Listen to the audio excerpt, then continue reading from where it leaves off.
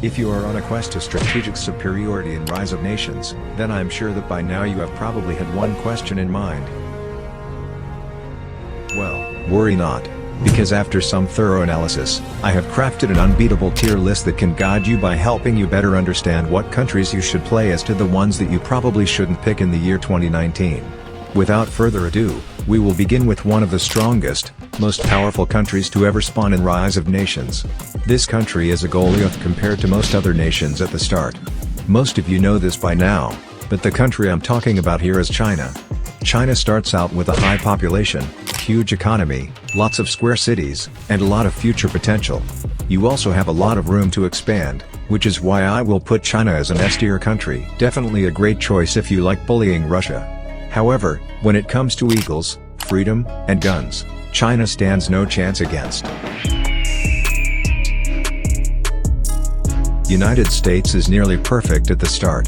Plenty of income, abundance of land, and a large population allows for high chances of domination. United States neighbors usually aren't a threat unless it's a strong player, which means that the USA can peacefully grow their economy and military or brutally liberate all of Europe with millions of troops. The only weakness is that prolonged and extensive wars can ruin your stability. But this does not stop me from placing the United States as an S-tier country. The next country that I'll be ranking is known very well for its oil and desert land. This nation is Saudi Arabia. This country starts out with a decent economy and population. Many cities produce oil, which basically makes it nearly impossible to have an oil shortage. Multiple tiny nations to conquer around you, and a vast arid desert can make attrition a main problem for enemy invaders, so people usually don't mess with Saudi Arabia. You can also choose to expand either into Africa or Asia. The only issues that I can see in this country is that the Middle East can be chaotic with Turkey, Egypt, Iraq, and Iran being players, meaning you could have a lot of hostile neighbors. Assuming you use the strategies in my earlier video, this country will be placed in B tier. Just don't give other countries an incentive to steal your oil. Across the Red Sea will be Egypt. Egypt's canal control and options to invade Africa, Asia, or Europe makes it a great choice. You can easily control the Mediterranean Sea if you create a strong navy. Unless you're dealing with an aspiring Roman player, Egypt will also be placed as a B tier country. If you want to bully the Balkans for the 1000th time while being extremely patriotic about your own country, then Turkey is a good choice. Turkey starts with a decent economy and population. Turkey is known very well for harnessing the power to either penetrate Eastern Europe through the Balkan region or dominating the Middle East. This is usually done to form the Ottoman Empire, but Turkey has a much higher potential. Because of this, Turkey gets a B tier. Although Turkey is a solid country to play as, it will always have to live under the fear of being decimated at any time by an incredibly enormous country that is called Russia. Is a massive resource-rich country that could destroy most countries at the start with its abundance of manpower. As a Russian player, you have the option to form Soviet Union or the Russian Empire and go through the normal slow and steady progression to the top, or choose the evil path of decimating every country you can see in Europe and ultimately being the reason that someone quits Rise of Nations. Either way works well for Russia.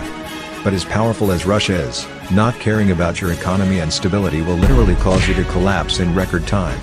There is also a constant threat of China's brain cells possibly deciding to try and invade you through Siberia and Central Asia. I still think that Russia is a good country, so I will give it an A tier. Just make sure China is your comrade and you'll be fine. But someone who definitely isn't Russia's comrade is Ukraine. Ukraine is always at a disadvantage because it directly borders the world's largest country, also known as Russia, and is usually the first target for Russian expansion. Ukraine also has a below-average economy and a significantly lower landmass.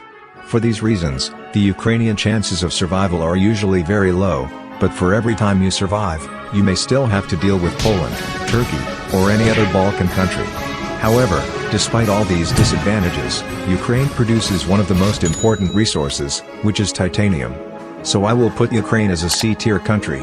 C stands for cool but not great. Another unfortunate country that borders Russia is Belarus. This country has the same characteristics as Ukraine, but significantly worse because of its lower population and the fact that it's a landlocked country that is usually targeted by Ukraine, Russia, or Poland. Belarus is basically cursed from the start. Your only chances of survival are by sheer luck of a lying Russia or having a 0 IQ Russian player. Belarus gets a D tier. It has come to my attention that this channel has far surpassed the 1000 subscriber mark. Thank you all so much. But that isn't enough, because the new goal is now 3,000 subscribers. You could easily become an S-tier person by being one of the few people that subscribe. Otherwise, you could be an F-tier because you failed to do such a simple action. Do it now. One common country that borders both Ukraine and Belarus is Poland. Poland is almost the same as Ukraine, but they have a slightly better chance at winning against Germany due to its ability to ally other neighboring countries that also border Germany. Poland gets a C tier as well.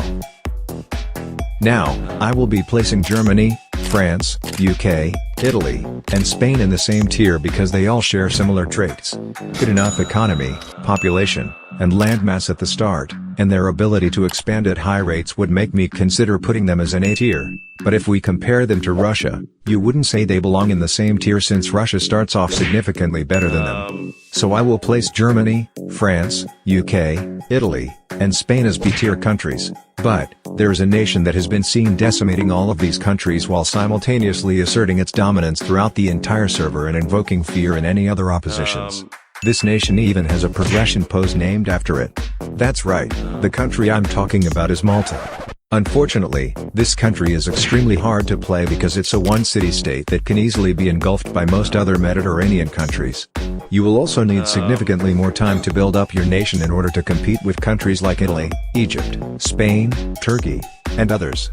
If you are incredibly lucky and capable of doing the almighty Maltese plunge, then this will likely be the country for you. Otherwise, this country is an F tier. And take your dog with you. However, there is one country that actually strong and powerful in the year 2018, with the capability of competing with China. That country is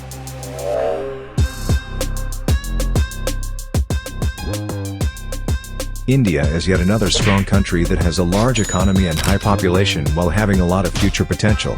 India is also surrounded by mountainous countries and the Indian Ocean, so having a jacked navy and strong mountain defense can make you nearly impenetrable. India gets an S tier for this. Another good country that will be ranked is Japan. Japan has a good economy and potential. Japan is also surrounded with ocean, which can either be a good or bad thing depending on how you play. One problem with Japan, however, is that Chinese players will almost always feel the need to invade you as fast as humanly possible. So I will place Japan as an A tier. If you want to see me play as any of these countries, then comment it down below. Otherwise, watch this video here.